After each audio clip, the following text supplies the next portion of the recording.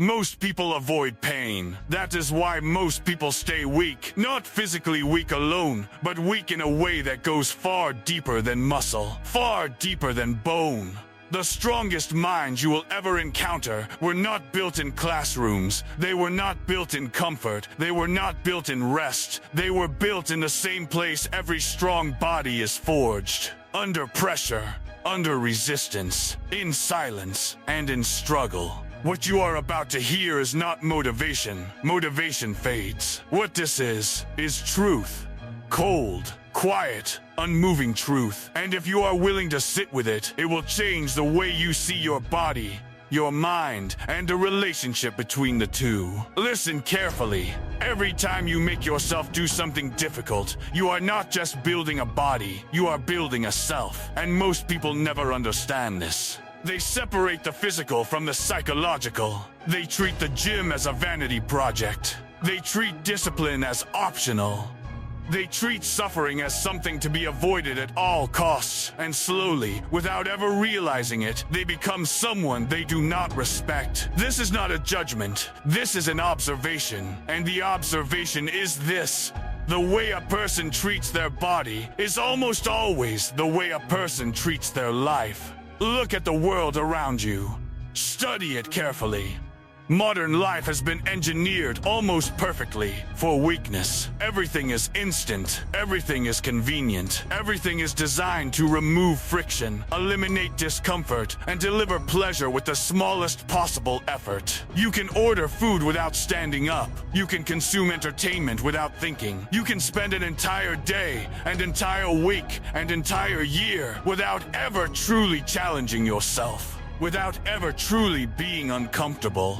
And the world sells this to you as progress. But here is what they never tell you. Comfort, sustained, unchallenged, unearned comfort does not make you happy. It makes you soft. It makes you anxious. It makes you reactive. It makes you fragile in ways you cannot always see or name. But you feel it. You feel it in the mornings when you cannot push yourself out of bed. You feel it in the moments when a small obstacle makes you want to quit. You feel it in the quiet hours when you look at yourself honestly and feel a distance between who you are and who you know you could be. That distance has a name. It is called untested potential, and it lives in every human being who has chosen comfort over challenge for too long. The body softens, and then, almost without exception, the mind follows. Physical weakness and mental weakness are rarely strangers. This is not always spoken about directly, but it is true. When a person stops challenging their body, when they stop demanding something real from their physical self, a quiet erosion begins. Confidence recedes, discipline disappears, patience shortens. The ability to sit with discomfort, to hold steady under pressure, to endure something hard without collapsing emotionally, all of it slowly erodes. Because the body and the mind are not separate systems, they are the same system. What you do to one, you do to the other. A body that is never tested teaches the mind that difficulty should be avoided. A body that is never disciplined teaches the mind that discipline is optional. A body that is never pushed past its comfort zone teaches the mind that the comfort zone is the limit. And once the mind accepts the comfort zone as the limit, the person inside that body has already begun to shrink. This is what no one tells you about physical training. It is not about aesthetics. It is not about performance. It is not even about health. Not primarily. The deepest purpose of training, the one that most people never reach, is identity. Who you become when you choose to show up day after day, even when it is hard. Especially when it is hard. So let us talk about what it actually means to forge something. To forge is not to build gently. To forge is to take raw material and subject it to heat, to pressure, to impact, and through that process, to produce something harder, something stronger, something more refined than what existed before. A forge is not comfortable. A forge is not pleasant. But what comes out of a forge is different in its very nature from what went in. This is what training does. Not just to the body, to everything. Think about the early morning, not the idea of it, the actual reality of it. The alarm sounds before light. The room is cold, the body is heavy. Every comfortable instinct you possess is telling you to stay, to rest, to begin tomorrow instead. And in that moment, there is a choice being made that most people never fully understand the weight of. That choice is not about sleep. It is not about fitness. That choice is about whether you are the kind of person who does what is necessary when it is difficult, or only when it is easy. And the answer you give that morning is the answer you will give to far larger questions later in life. This is the lesson the body teaches the mind every single day. Not in words, in practice. There will be workouts that break you, not physically, something deeper. There will be sessions where every set feels impossible, where the weight feels heavier than it has any right to feel, where the mind begins its quiet negotiation, suggesting reasons to stop, telling you that you have done enough, that no one would know the difference, that rest is wisdom. The voice is calm, it is reasonable, it is persuasive, and the only way to answer that voice is not by arguing with it.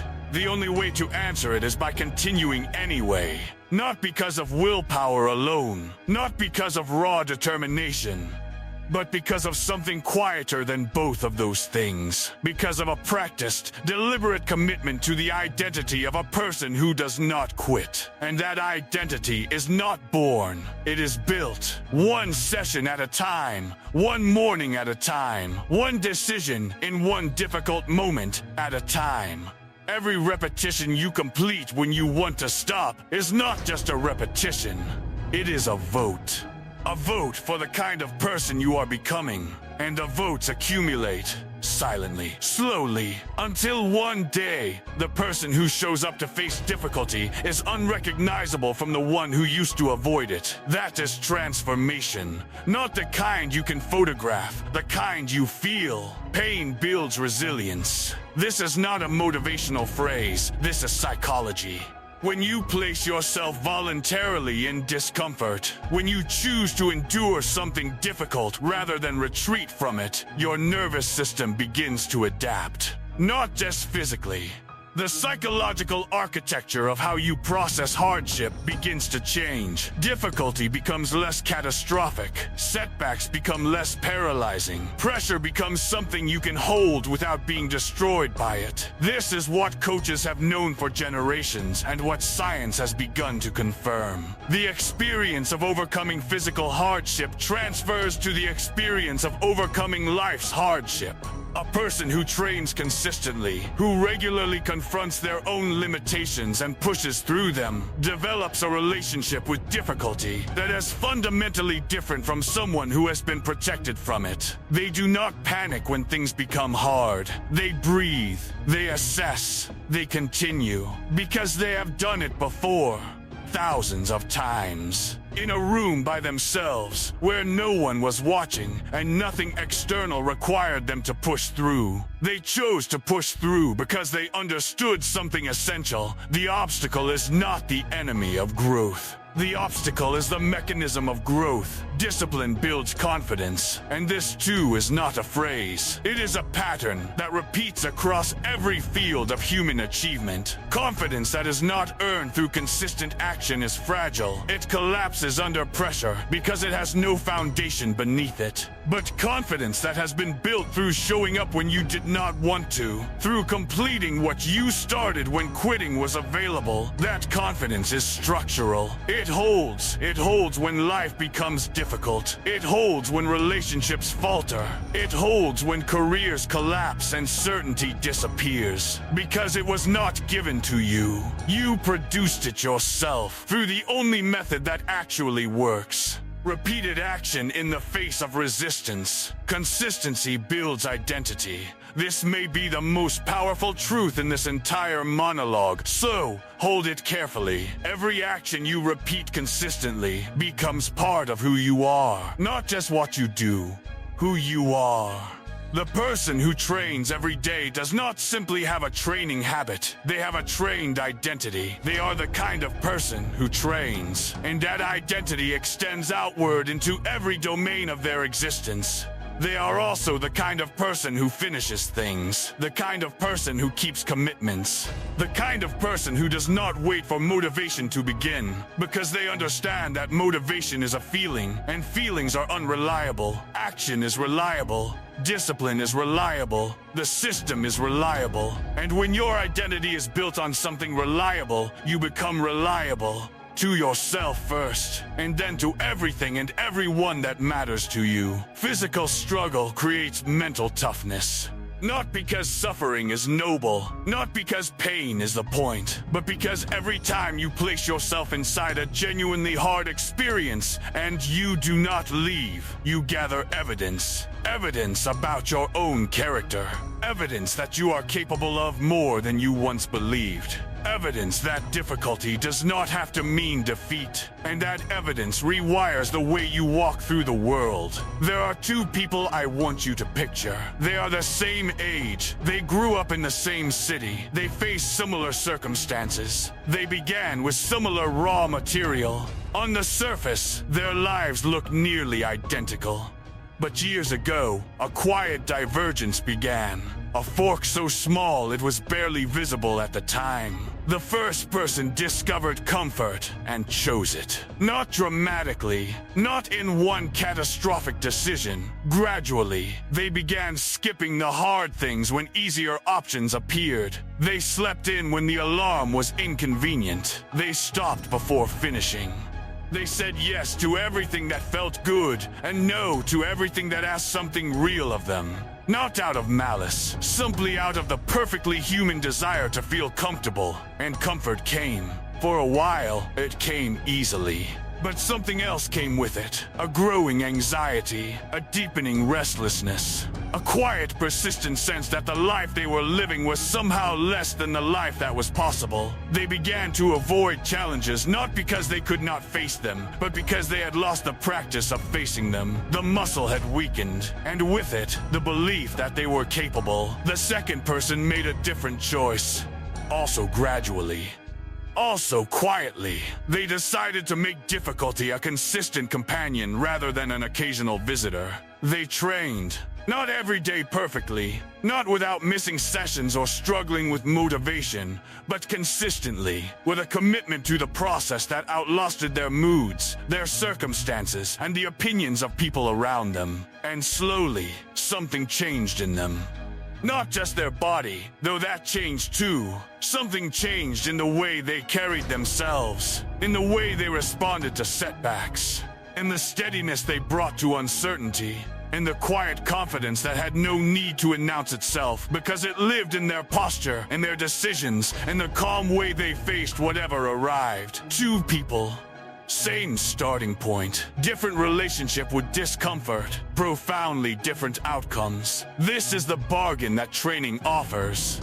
Not just fitness, not just aesthetics, not just performance data and personal records, but a forged self. A self that has been tested and held. A self with evidence of its own resilience. A self that does not flinch when difficulty arrives, because difficulty is not a stranger. The goal is not a stronger body. The goal was never simply a stronger body. The goal is a stronger human being. A human being who has learned through practice, through sweat and silence and the accumulated weight of 1,000 hard mornings, that they are capable of far more than comfort will ever reveal. A human being who understands that the resistance is not the obstacle to growth. The resistance is the mechanism of it. That the pain of discipline is always lighter than the pain of regret. That the person on the other side of consistent effort is someone worth becoming. This is not inspiration. This is not a feeling you are meant to ride until it fades. This is a structure, a philosophy. A daily practice you commit to, not because it always feels good, but because you understand what it builds. Forge the body through discipline, through consistency, through the refusal to surrender to the version of yourself that chooses ease. And watch what happens to the mind. Watch it grow quieter under pressure, harder under adversity, more certain of itself in the moments that matter most. Watch yourself become someone who does not need to be told they are strong. Because they know it, not because someone said it, but because they built it. Alone, in the early mornings, in the hard sessions, in the moments when quitting was available and they chose to continue anyway. That person is already inside you. The forge is open. The only question is whether you are willing to enter it. If this reached you, if something in these words found something real inside you, leave a comment below. 2 words, that is all. Forged by discipline. Let those 2 words be the quiet announcement of who you are choosing to become.